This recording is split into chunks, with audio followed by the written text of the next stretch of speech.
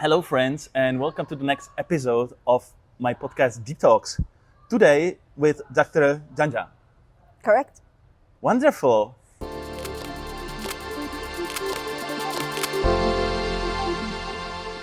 Dr. Canca is a moral and political philosopher. She is director of AI Ethics Lab Yes. and researcher at many universities, and you work even with WHO. Yes, I did. So, and we are going to discuss the crucial topic for today's era, and that's AI ethics. Thank you for having me. Your listeners may wonder why I said correct when you said Dr. Canca, because everyone gets my name wrong, and you got it right. Thank you so much. Thank you so much. Thank you so much. So, my first question is that, we live in a world that is using AI massively at workspace, almost everywhere, and we have so many new innovations in the field of AI. So, is it a positive thing or negative or both? Both. I think it's always both. For any new technology that we have, any change in the society, well, maybe not any change, but most changes, they happen because there's a lot that it adds. We get the cars. We think that's great. Now we have a longer span. Now we can go to more places. We have the planes and the typewriter and then the newspaper and all of these things. Of course, they all add, but we also realize that cars means car accidents. The newspaper means propaganda. So things come with their potential downsides. And Right. same thing with AI. AI is a little bigger, little newer, little more. And maybe a little bit more difficult to predict what can happen when we reach the tipping point. Absolutely. AI's potential is different than the other, most of the other tools that we have. In that sense, you're right. It is less predictable. But in the end, we develop these tools because we develop the AI systems because we think they are going to add to the society, add to our world. And we also realize that, oh God, they also bring a ton of risks and we got to be careful. Yes. So, for example, for cars, we have airbags, we have good brakes. Yeah. But with AI, honestly speaking, all the big players, they are pumping endless money into those generative models. And we are recording this podcast in the week that Donald Trump just announced $500 billion investment. And I'm a little bit scared because I think that they are pushing those technologies faster and faster. Yeah. And do we have enough brakes? Absolutely not.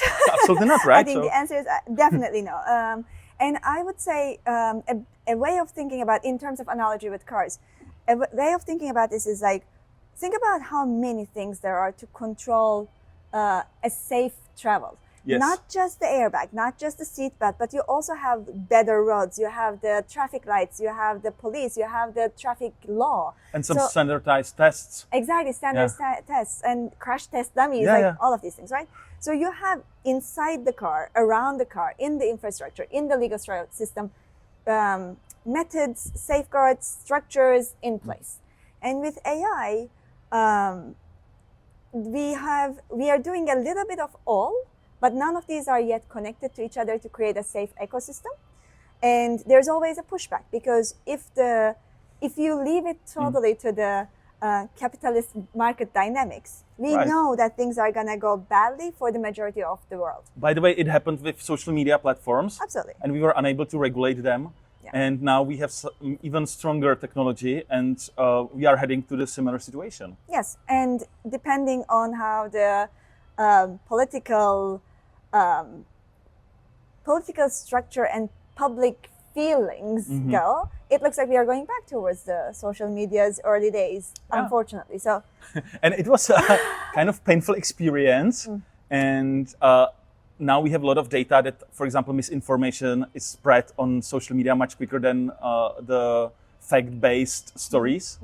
And especially with AI-made misinformation and personalized, let's say, political propaganda and everything like that, I think that we should act kind of quickly on that. Absolutely. Maybe the way to think about it is not just the why does political structure matter? Why does the political propaganda matter? Because I think the way we should think about it is like for any decision that is important for our lives, we rely on information. And we think that we are making personal decisions. We are making autonomous decisions. I'm using my own agency. But if the information that I rely on is manipulated, then my agency is manipulated. Yes. So it's not just the politics. The exact same story is relevant for your health decisions, right, for your which education, which jobs you're going to look for. AI systems are very good in the way that we are using the AI systems, and then the way that we integrate the AI systems into our world is very good to define what we see and what we don't see in the world. Right. Because we are think about it, every day, what you know about the world is somehow mediated through AI. You look at the news, you look at social media, you search for jobs, you search for opportunities. Everything is ranked and ordered. Where you're going to eat, what movie you're going to see, right? Like everything is ranked and ordered. So certain things you never see.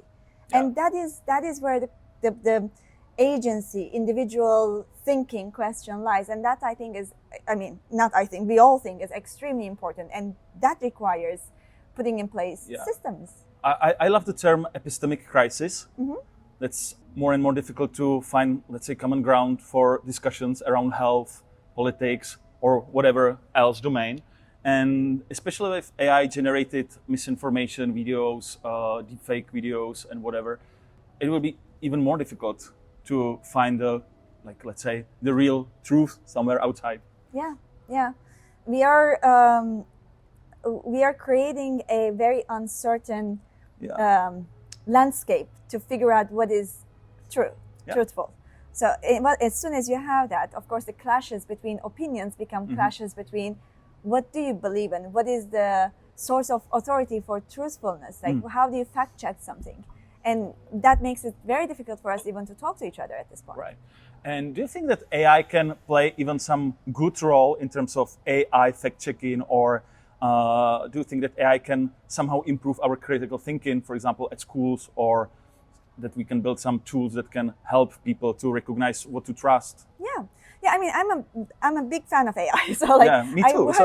Exactly, like I work on the AI ethics and AI governance because I really think that AI has a huge potential for everything. I mean, let's put it this way: I'm an ethicist, I'm a philosopher, and I think that starts with recognizing our world is extremely unfair and extremely ethically problematic. So let's not romanticize and glorify the human behavior at all. We messed it up. Like in whatever country. In whatever country, exactly. Like we collectively messed it up and got ourselves into this situation. So now thinking about AI is like it in some sense it is another in our chain of mess ups. It's another one because we are bringing even more risk and problems to ourselves. But in the chain of human progress as well, it's another one. Of course, AI is a great tool to, just look at the large language models, LLMs, for brainstorming, for thinking, for asking questions, just to have like something to talk to you patiently, explain to you patiently, whatever question you're asking. It's fantastic. And there are many different uses of how we can make use of AI to fight the risks of AI. But one thing we have to recognize is that this is neither a natural trajectory of the AI system, nor the natural trajectory of the capitalist system. So we have to intervene, both with the AI and with the incentives that humans have as they use and build and use AI systems. Only then we can say, okay, maybe it will work out. And I'm using ChatGPT to uncover my own biases. So my favorite prompt is something like, oh, you are a professor on moral philosophy and you are expert on critical thinking, and ask me questions that can help me to uncover my own biases. Fantastic. And there are some new scientific papers around the ability to use AI to help people to uncover their misbeliefs. Yeah.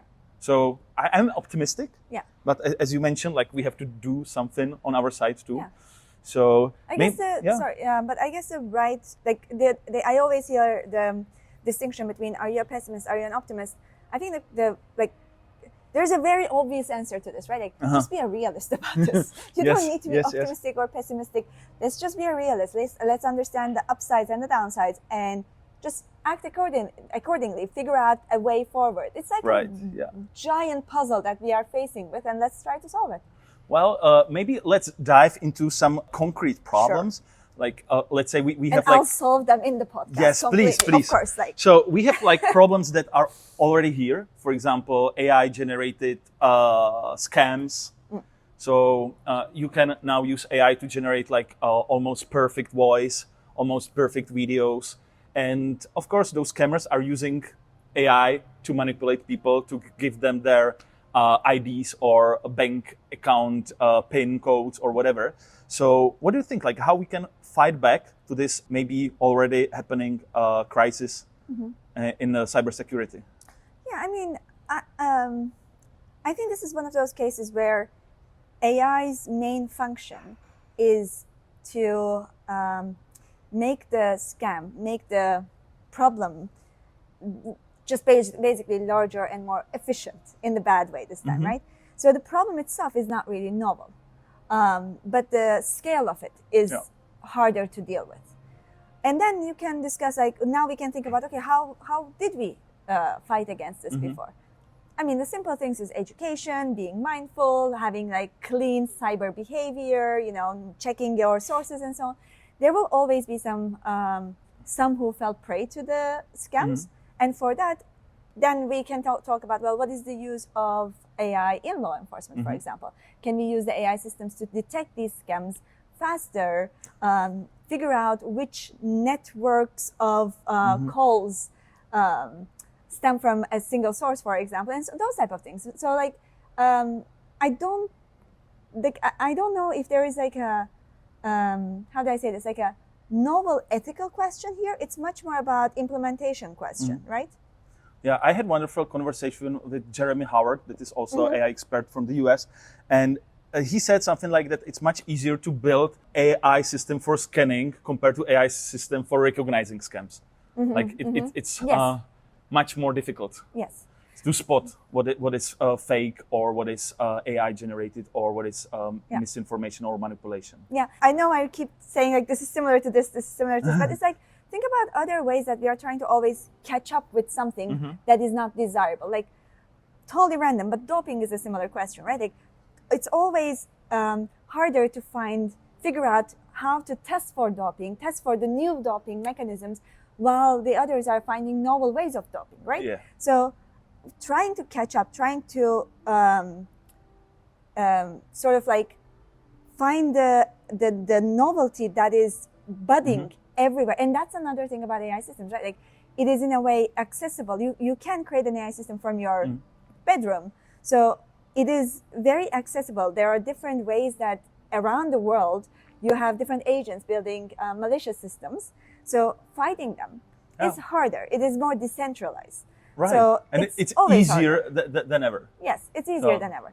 So yes, there are problems. There will be problems. We will fight them through education on the one hand, and through scanning and using it in collaboration. Yeah. But that's I love the education part. That's what I'm also trying to do, to show people those scams and fake videos, and to, let's say, prepare them on what is coming. And what happened to us in our company, like our CFO, she got a fake invoice. And it was like obvious fake. So she called me and asked me, Peter, is this real invoice? I was like, I don't have any clue on what is happening, so probably not. But I can imagine that if they improve the way of scamming, and if they call her from my number and use my voice to tell her, oh, this is like real invoice, please put it in a bank. I believe that even like me and my colleagues could become like victims of those perfect scams. So even though if you are in the field, you are still in the situation that you can be scammed. Yes, absolutely. And that's very scary. It is very scary. I know. I mean, that is true. Like we used to have evidence that we trust, right? Like we used to say, okay, like show me the video. If I see the video, I believe it. Show me the picture. If I see the picture, I'll believe it. Or let me talk to him or her, then I'll believe it. So what you're saying is absolutely correct. Like we are losing credibility of this evidence, these types of evidence. Then the question becomes like, how do we make sure that we still have some sort of grasp of what is evidential, and check for those that are faked? Yeah, maybe like if you take a picture, you put a key on a blockchain to in the future to somehow like recognize if it was like real picture or things like that, or put there some signs of authenticity. But it's difficult, because you can make AI to fake those signatures. I mean, that's why we have a whole field of cybersecurity dealing with these questions. So I'm going to defer to them for the creative ways of finding solutions. Okay, maybe like midterm problems. Let's discuss a few of them. Like I love the work from Yuval Noah Harari. He just published a new book, Nexus, and he's describing the growing problem of what he refers to be useless class, a group of people that will probably lose their jobs because of AI. And when AI is faster, cheaper, and better than those humans, they will have like serious problems at the workspace. So what do you think about this problem? Like how to help people to stay relevant in the upcoming era? Yeah. Well, first of all, interesting choice of characterization, use this class, like the title. But the question about AI and the future of work is an interesting question, but also I feel like we often approach this question from our very industrialized mindset. We were not always obviously, like historians like Harari is the best suited to make these cases, but we have not been always these almost like caged chickens working for a set goal in industrial light within stories of buildings, going there before the light comes up and leaving after the light goes off, right? So the way that we look at our purpose has already shifted to such a degree that we seem to be unable to think about, like, what does a life's purpose mean? It seems to be connected to how many numbers you put into your Excel sheet for whatever the goal is. Yes. So I don't think we should be starting from there to start with. I think we should be thinking about, and the difficulty is about shifting gears and start from somewhere is, of course, again, I'm going to go back to the capitalist world. Not that I'm against it, but there are restrictions within the capitalist world. Like, we are not allowed to completely shift our social mindset, right? Because society is structured in such a way that we are valued as humans according to our productivity. For whatever the goal is. Again, like, it doesn't even have to be the productivity that suits the society's especially companies purpose. that are on a stock exchange. Their like goal is to grow. Exactly. And and you might be so that's it. like on the human level, you are almost told to be so valuable because you're a CEO of a soda company, which does really no good to the world. So it is a very bizarre way of thinking. Right. Yeah. So I think when we think about AI and the future of work, or the classes, the question should be, okay, so how do we imagine a world where, if we could imagine, a lot of the work is done by something else, like an AI system, and somehow the benefits can be distributed in a different way, not in a billionaire way, like not 5 billionaires taking everything, but distributed. Then what would that mean for social classes, and how would we classify groups? Yeah. And that is a completely different question than asking what is useful. And I'm not sure what that usefulness or uselessness even mean. Like, what is the social goal that we are trying to reach? Because if we have, when you look at the societies that prosper, usually the point that they get is what matters is art and literature and philosophy. So, and sciences, just thinking about sciences for the sake of core sciences, fundamental sciences, right? Just to understand the world. And in that sense, what would it mean to be useless? Because, how do you even know who is, from looking at it from now, how do you know who is the artist? Most people don't even have the opportunity to be an artist. I truly enjoyed your answer because, by the way, you don't know, but the core chapter of my new book is about purpose at work in the era of AI. And it starts with the sentence that we have to completely rethink what purpose means. So, and I think that, like, we can build much better society.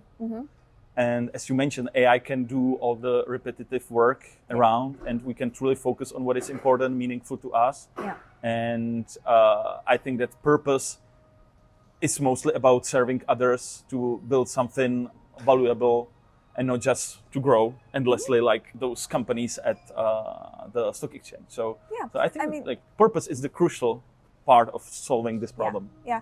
And again, just for disclosure, I have not read Harari's book, so I don't know what the context that the useless class was being told at. And I mean, what you say is, I totally agree. Like, we can create a different social structure, but will we?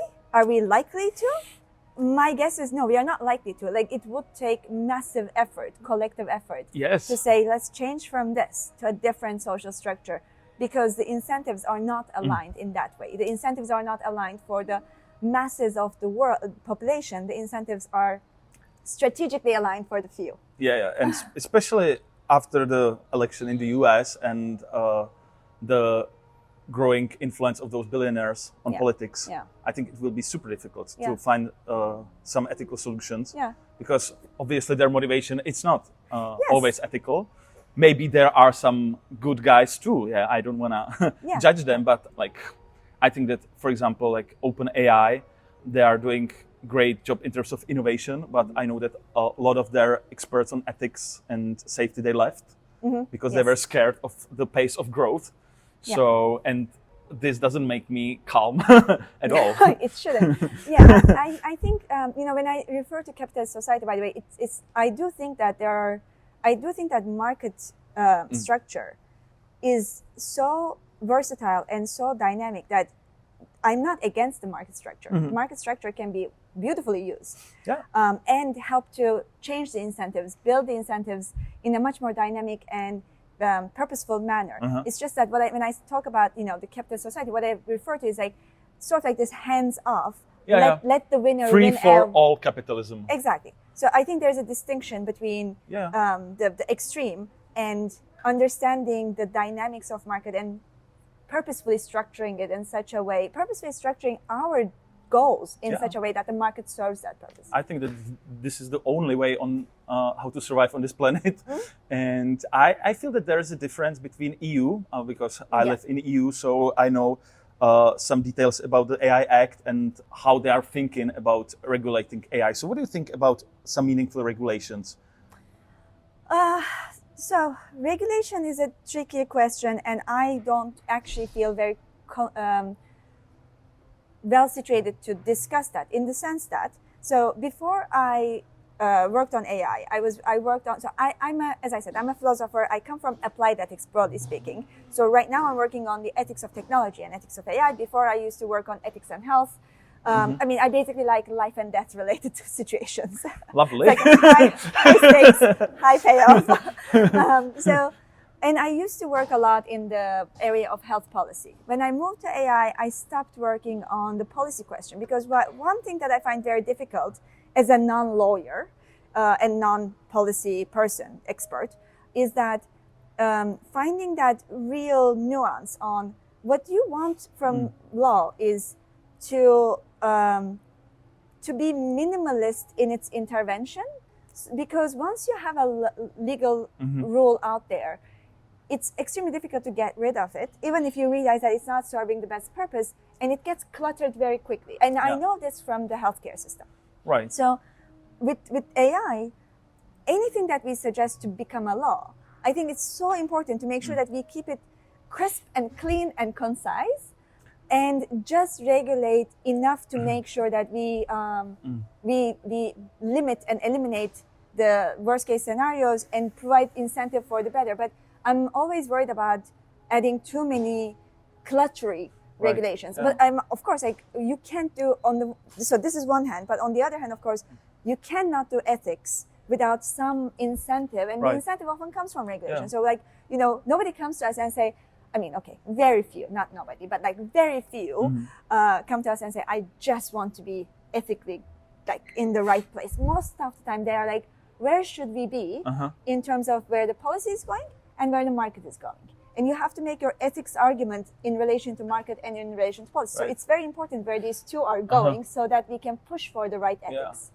So I rely on policy. I rely on my colleagues who are working endlessly on putting on just the right measures around policy. But I'm not an expert in the policy part. Okay, but I was watching just recently your TEDx talk, and you mentioned there a beautiful term, ethics washing. Yeah. Can you please describe for our listeners what it Yeah. means and why ethics washing is Yeah. not the solution? Yeah, so it basically is, what it means to say is like, we love talking about ethics. Everyone loves talking about ethics just to look like they are doing ethics.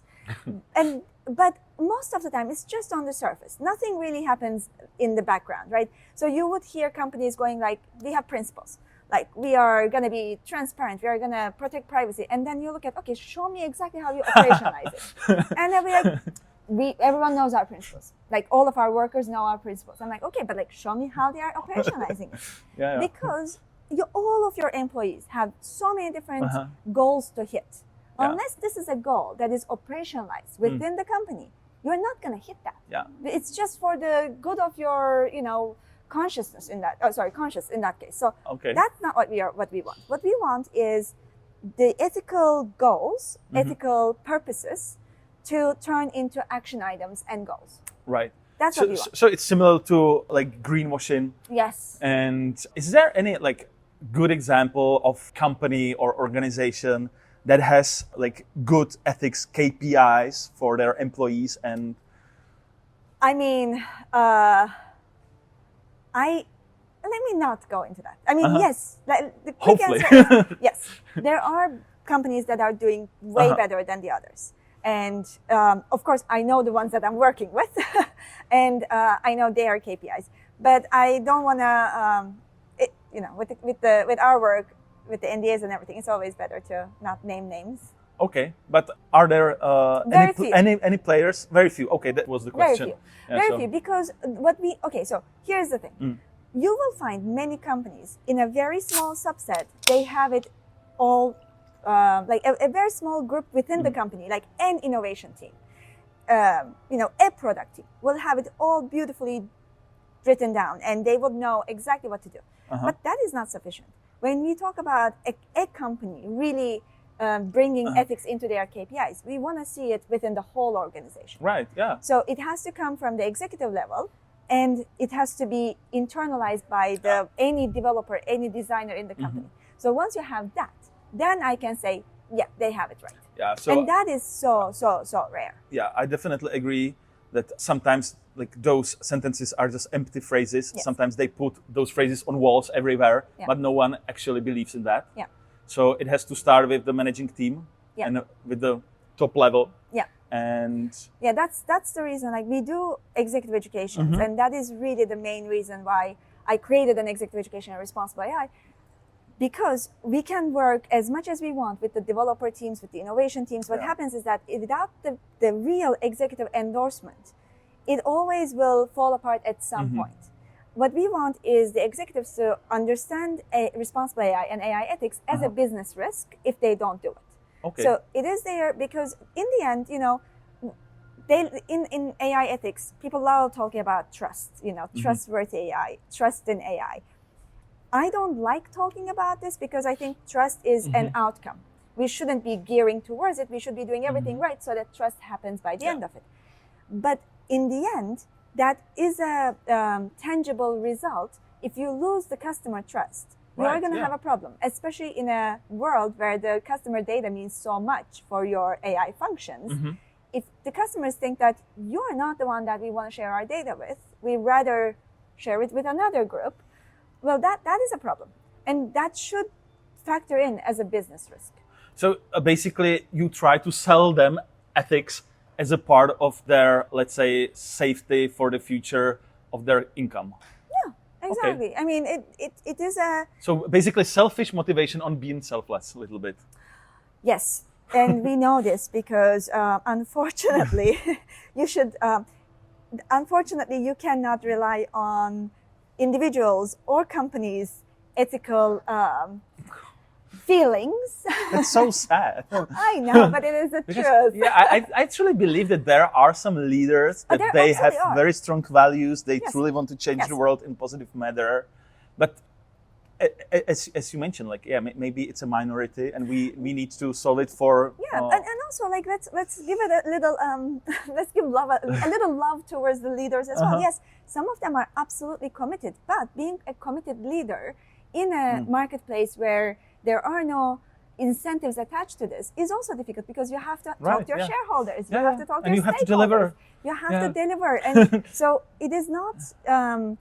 I wouldn't want to say it like, oh, they just don't care. It's just that we've set up a playground that doesn't allow you to be consistently putting a lot of weight on ethics. Okay. And we need to make the adjustments on that playground to make sure that the AI systems that we are creating and incorporating into our workings, into our society, will serve everyone in the end, including businesses. And another thing that I always tell the companies is like, if you go out of business, or if you lose your competition and you are like one of the smaller companies, you're not that effective, not that impactful. So you're also not that impactful in terms of ethics. I want you to thrive. I want you to be like one of the top companies. Okay. And I want you to be ethical at the same time.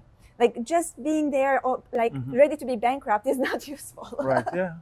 So I'm entrepreneur. So I know how difficult it is to balance like doing meaningful things and still have money for paycheck. So and usually like you have to do some let's say you have to find a middle road in many domains. So now I want to discuss something, let's say, in the long term, and that's the AI alignment. How to build safe future, let's say, AGI, whatever it means, like the super intelligent. So how to build some boundaries for the future system that will be smarter than us in all domains. So how to set boundaries for the entity that will be much smarter. Are you asking me to answer this like $1 million yes. question right now? Yeah. Thank you. Well, that's why we have. And please put it in one sentence. Exactly. That's why we have centers and institutes just built around us, and people are working endlessly. I mean, that is really $1 million question, right? Like, we realize that we are building systems which has capabilities. Was the wrong way to go. Which has capabilities that we want those capabilities to be complex and. Okay, let me restart this. So, the whole point about building an AI system is we are trying to create something that is able to deal with the complexity of the world in a way that we are unable to deal with, because our brains are, limited. And of course, AI is limited too, but we are trying to expand this. Right, in a way, expand our brain capacity using this tool that is expanding and is better in dealing with, let's say, multiple variables or calculations or predictions, all of these things, right? So the goal is to have it as complex. If it is not complex, then I may as well do it myself. Like, what's the point of creating an AI system? Which is, incidentally, a question that all the companies should ask as they integrate an AI system. Don't just add AI for the sake of saying we are an AI-forward company, because if you can do it without that's AI, AI you should washing. do it. Yes, exactly. You should do it without AI. At least you understand what's going wrong and what's going right. But once you have a good reason to use AI and to build AI, and we do have those good reasons, and that's why the AI has been adding to so much progress in drug discovery, in healthcare, and all of these areas. Even math. Yes. Now the question becomes, okay, but how can we make sure that it still serves the right purpose and it still does things that are, it still does its tasks in a way that's the way that we intended it to do. And this question balloons as the AI's capability increases. And we are not there yet for the artificial general intelligence or super intelligence. But if and when we get there, this question will become massive, because the idea with AGI or super intelligence is that once it's there, we will not be able to control it anymore. Right, yeah. So before it gets there, we want to be able to say, okay, we have all the safeguards, all the right way of thinking put in place in the system, so that once we cannot control, we still can rely on it, that it's not going to absolutely annihilate us. it's a difficult question, and I don't think we have a good answer about that yet. And it's maybe impossible. It might be impossible. And another thing to think about is that how do we even, what even is the exact goal? Because we as a species, we've been prioritizing ourselves. We've been saying humans above everything. Hence the destruction that we did on the environment and the animals on the planet, right? So do we still want this? Like, do we still want AI to say humans above everything else? Or is the ethical approach to the planet, to the world, is, well, humans in their right place, just like any other sentient thing in their right place? If AI completely mimics us, it will say AI over everything else, right? It just like we did. Yeah, absolutely. So if it does that, we're in trouble. Wow. Yeah. And I think that, like, for us, like, and also Harari is talking about that in his first book, *Sapiens*. Wherever mankind came, the other species started to decline. So from very, let's say, interesting perspective, we are the virus on this planet. Absolutely.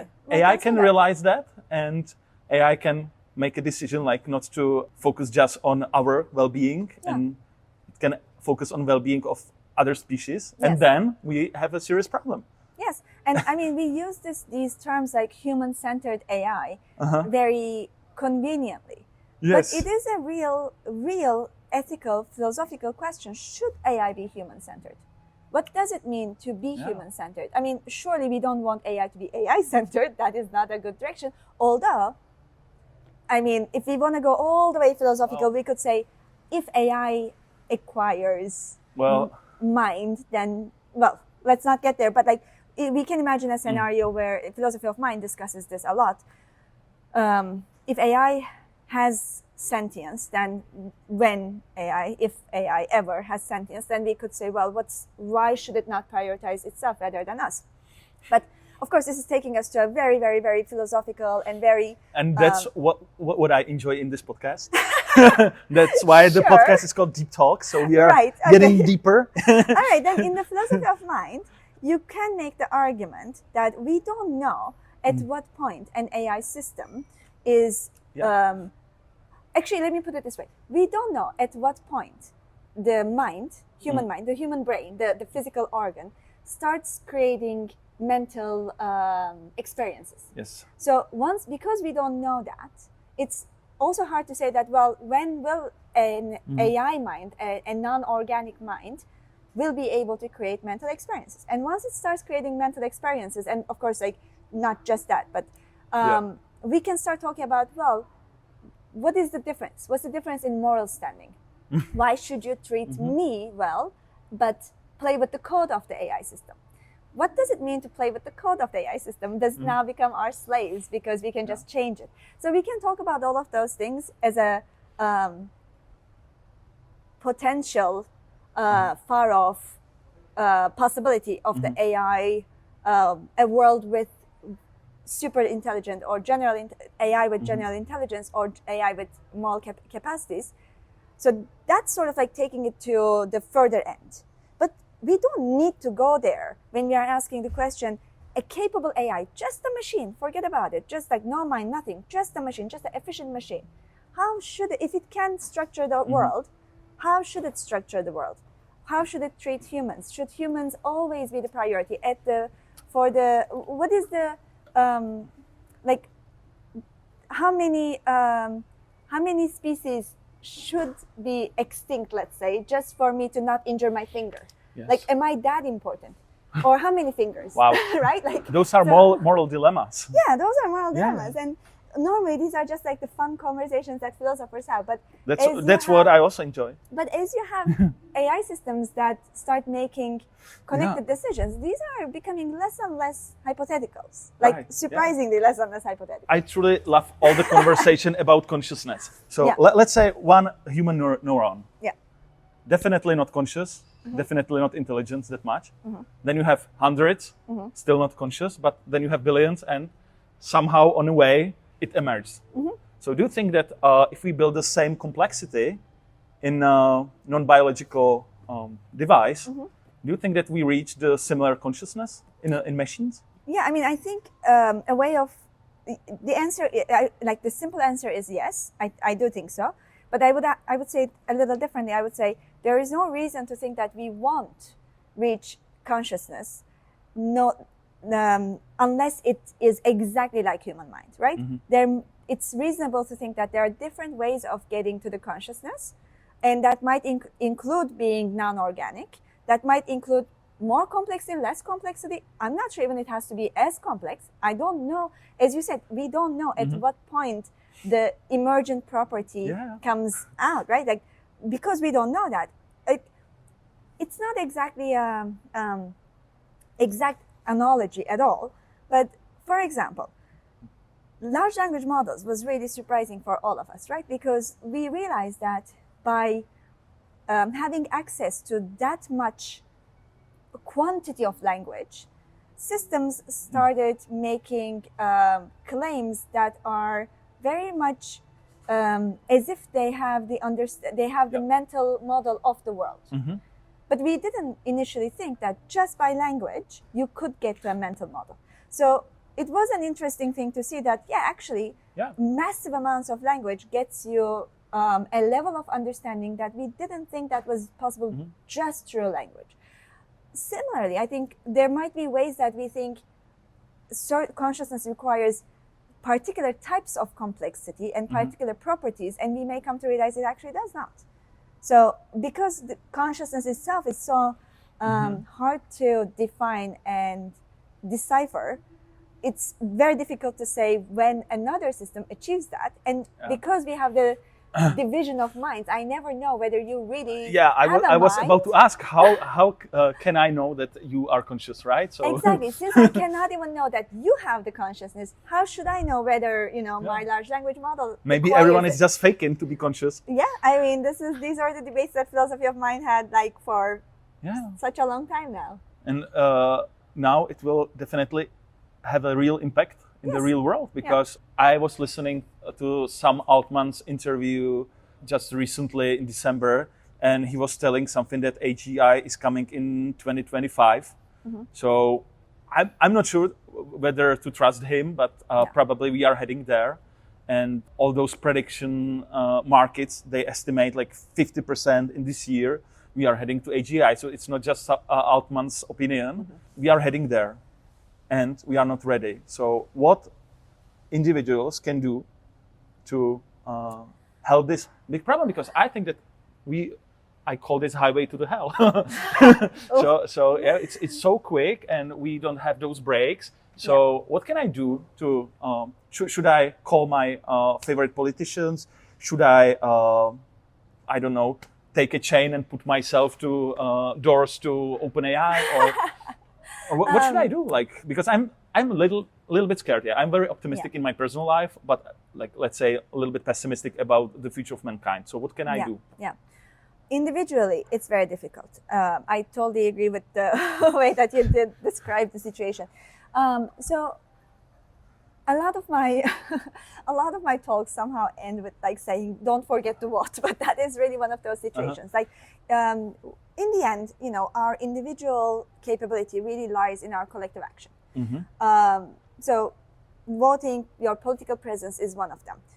Making sure that you have the right political agents making decisions, which is around the world a huge problem. So it's not very optimistic in that sense, but making sure that we have right political agencies, it's important. The other thing is, of course, you can say voting with your purchases.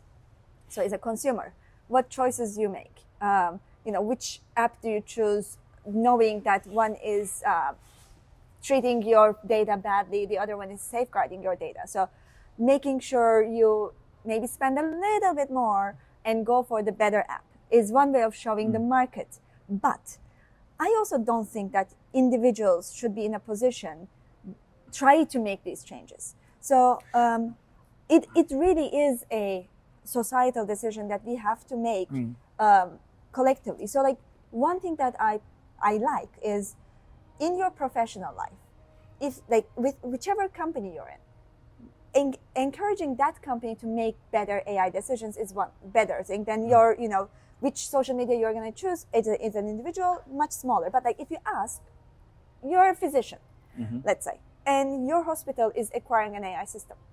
Ask them if this system has been through some responsible AI or AI ethics checks, and and say that we shouldn't use it at all in the whole company unless it has a audit or unless it has the answers, like the vendor provides you with the answers.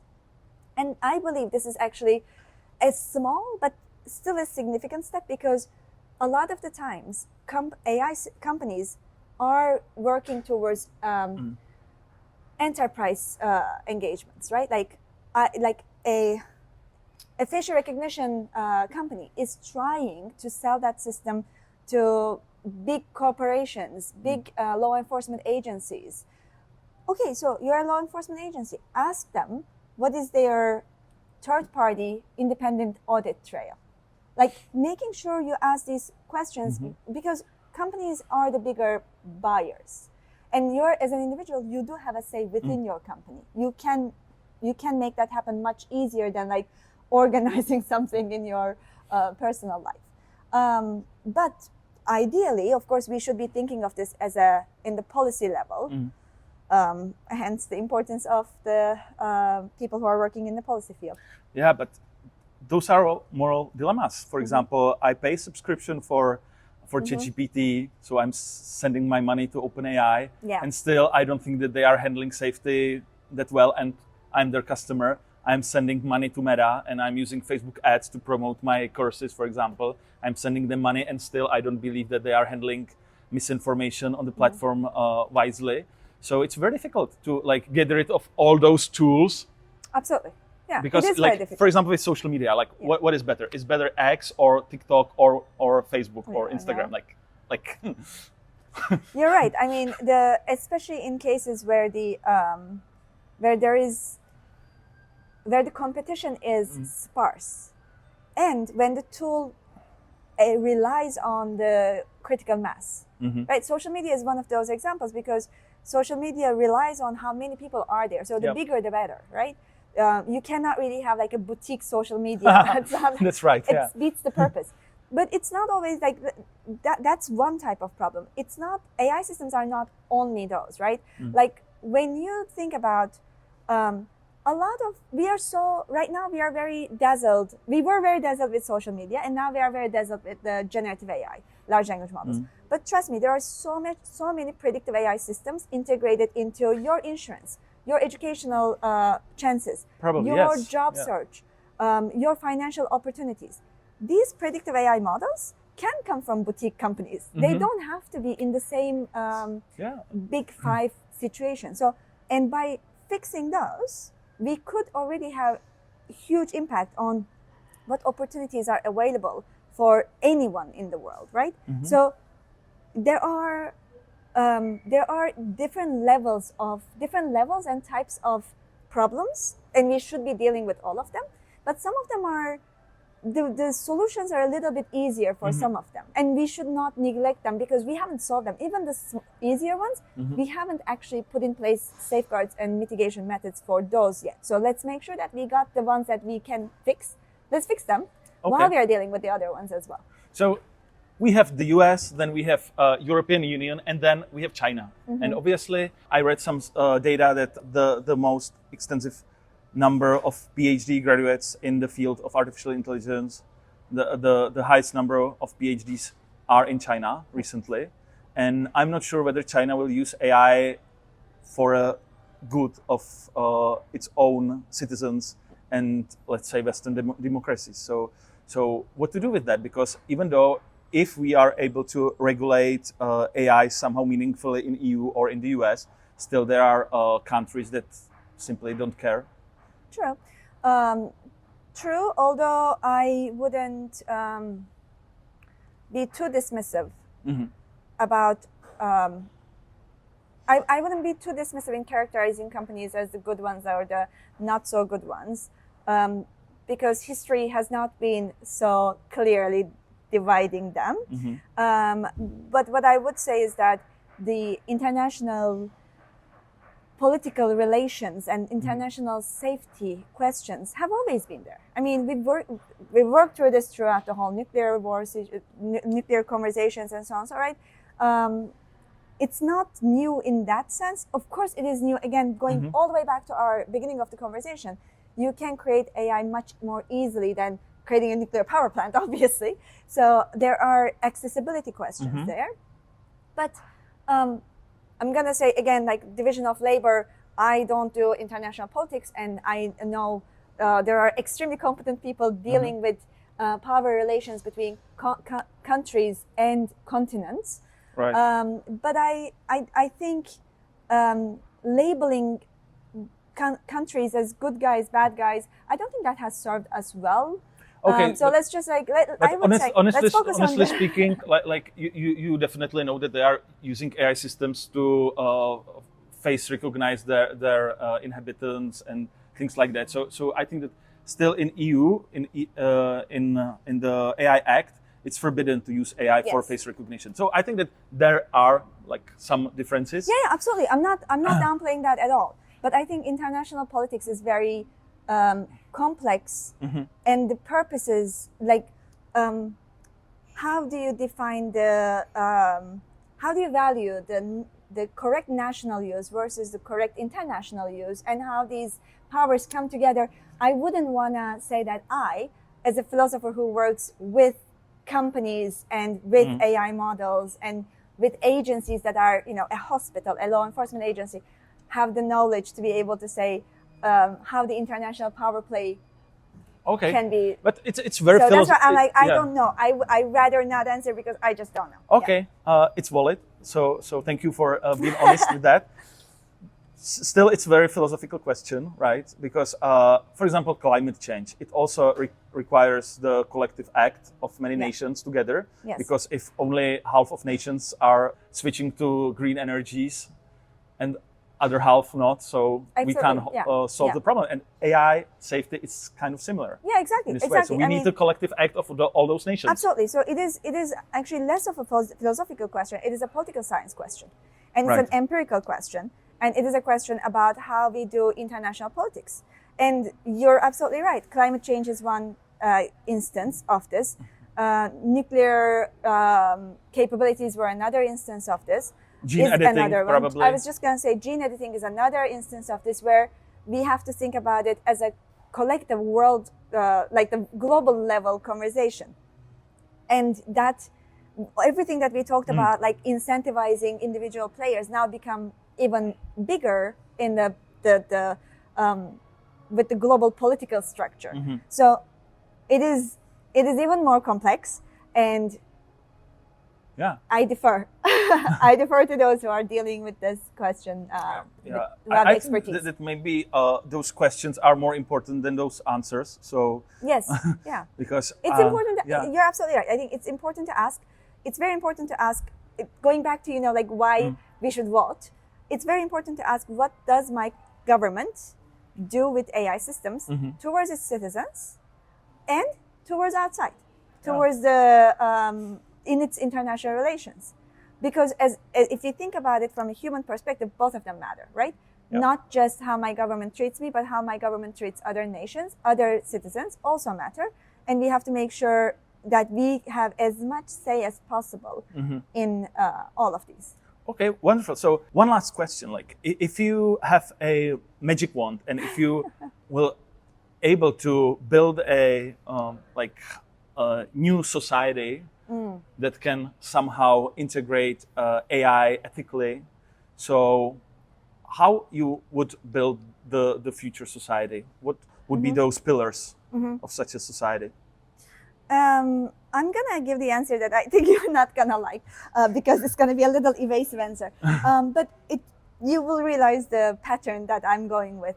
I believe in expertise, and I believe in putting the right expertise in charge of the right question. Okay. So I think, especially coming from ethics, I think a problem that we suffer a lot is that ethics is so natural to us. We always, like, as humans, we talk about what's good, what's fair, what's bad, what hurts, what doesn't hurt, what makes us happy. All of these are ethical value questions, right? Like we talk about it so much that we often don't realize that this is also a discipline that we have methods and a huge body of knowledge, and it is not just about how you feel like, it's not just about your matter of taste, but there is a systematic way of doing ethics.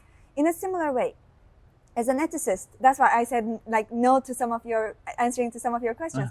As an ethicist, I don't know the international politics, or I don't know how to structure the financial market in the correct way. And I would like to defer to experts in international politics and experts in economics for that. And so what I think if I had the option, I would like to put the right expertise in charge of the right question and make sure they collaborate. Okay. And this is hard even within a corporate level. So one of the things that I do in my executive education for the C-level and the executives, the leaders, is that I do a academic discipline bingo because I realize that they don't know which question to ask whom. Wow. You know, like you ask, for example, what is the right thing to do? And they're like, well, ask a sociologist. I'm like, no, this is a normative question. That question goes to philosophy. Okay. But if you want to ask what has been the behavior of this, like what has been the privacy sensitivities of this community, then yes, let's contact the anthropologist. Okay. What has been the social trends let's contact the sociologist. Like, let's understanding which group has the expertise and having them collaborate. And I think somehow we ended up, I'm giving you a very long answer, but also in the education system. So I'm in the university, right? There is this inclination towards interdisciplinary degrees. Yeah. We try to be everything. We try to be like, I try to know AI, know ethics, know econ, I need to know politics, I need to know design. Honestly speaking, I'm trying to be like, because my background was complex system science. Yes. So I love to integrate all of these and be in the middle. So integrate is one thing, but your expertise, what is your expertise? That's very important, because when I hire people that I can trust, that you know your economical analysis. But if you did one course in econ and one course in health and one course in ethics, how good are you in economic analysis? I don't know that, right? So I think going back to the society, we need to remember that we can have expertise and we can collaborate. Thank God we have the ability to speak. We have the language, right? Let's collaborate. Let's make sure that our experts do have their expertise, really have their expertise, and let's make sure they collaborate to answer the right questions. Don't ask an ethics question to a computer scientist. Don't ask a computer science question to an ethicist. We need to know each other's areas, but let's have our expertise. That would be my magic wand. Okay, I really appreciate your opinion, because I believe that people should, let's say, be experts before they speak up. So I remember that I read an article on an idea that back then it was important to be like T-shaped, like one expertise, then like P-shaped, like two expertise, and common knowledge, like being a medical doctor / computer scientist, and the most innovation occurred in between domains, let's say. And I read or I was listening to a keynote about what they called shape, like many domains. Yes, yeah. So what do you think about it? Like, because sometimes I think that still we need those integrators. Like, yes, of course. For example, for leadership, as a CEO, I don't need to understand marketing, sales in detail, but I need to sometimes do decisions based on my team recommendation. Yeah. But you probably should understand business and decision well, right? So when you say P-shaped, the pie, that's two domains. That to me sounds great if you have the stamina. Most of us do at this point, by the way, because we live longer. So like having an expertise in two fields is something that we tend to By the way, go if for. I read your bio, you have also many expertise. I don't say that. I usually call myself just a philosopher, because I know that that is something that in applied ethics, you can give me any question and I would work on it and I will have an answer. If you give me, I did health and ethics. Mm-hmm. But I would never call myself an health expert, and in the same manner, I prefer not to call myself, of course, an AI expert, because my colleagues who are doing fantastic jobs in machine learning. I mean, just because I know a little, no, Yes. absolutely Okay. not. I actually love your humbleness. This is so wonderful. If everyone is humble like you, we won't have that many problems. Thank you. But yeah, so I think for certain tasks, as you said, like for example, as a CEO, I still think that having seen terrible CEOs, I have to say that Really? I would say you do need to have a very good understanding of something, even if that thing is understanding how business works. But that is not a negligible thing. And of course, being able to saying that you're an expert doesn't close you off to other fields. I collaborate heavily with many other fields, and I seek experts all the time, colleagues from different faculty all the time, because I will never spend my time thinking as much as they do on questions related to machine learning, questions related to user interface design, right? So their expertise is super important. But I need to be able to bring my own expertise, which is, well, okay, now you give me all of this information, let me work on the normative question. And that, I think, makes it a much stronger team, rather than I know a little bit of that, little bit of this, little bit of that. But okay, but who is solving which question? Well, then I have the last question. All and right. That's my probably most favorite one. And I ask this question to all my guests. All right. And it's truly in your field, because it's about philosophy. Okay. No AI there. All right. And the question, I feel the pressure. Yeah. The question is like, according to your unique life experience, what is purpose of life, or what is your purpose of your life? Yeah. This is truly the deepest question for today. Yeah. I'm gonna give like a 2-level answer to this. I think so I'm a Kantian philosopher. So my philosophical approach is very Kantian. So I put a lot of value on individual autonomy and rational decision making. So from that angle, I do think that I see the world a lot like choose your own adventure. And you said it very nicely. You said from your unique life experience. Yes, you create your unique pathway in this choose your own adventure, and sometimes you create the new path as if you don't see the path you want to choose. And I think the beauty of life is there's always some interesting path and interesting puzzle that you create and you work through, and you gain different experiences through that path. And as you do that, of course, there has to be some things that you care about. Otherwise, it's just a game, right? Like it's just a wild game that almost like you're playing a video game. So what do you care about? And being an ethicist, I would say, if you care about, some people say, well, does it even matter? Does ethics even matter? And the way that I answer is like, look, if anything matters, ethics matters. You can't say nothing matters. But if anything matters, ethics matters. And for me, trying to answer the question is, what is the good thing to do? What is the right thing to do? And how can we create systems that are good and right? It fits beautifully to this choose your own adventure life, where you find the puzzle, you solve them, and you keep moving on, trying to create the best impact in the world. So, yeah, like being a philosopher, it's very meaningful, right?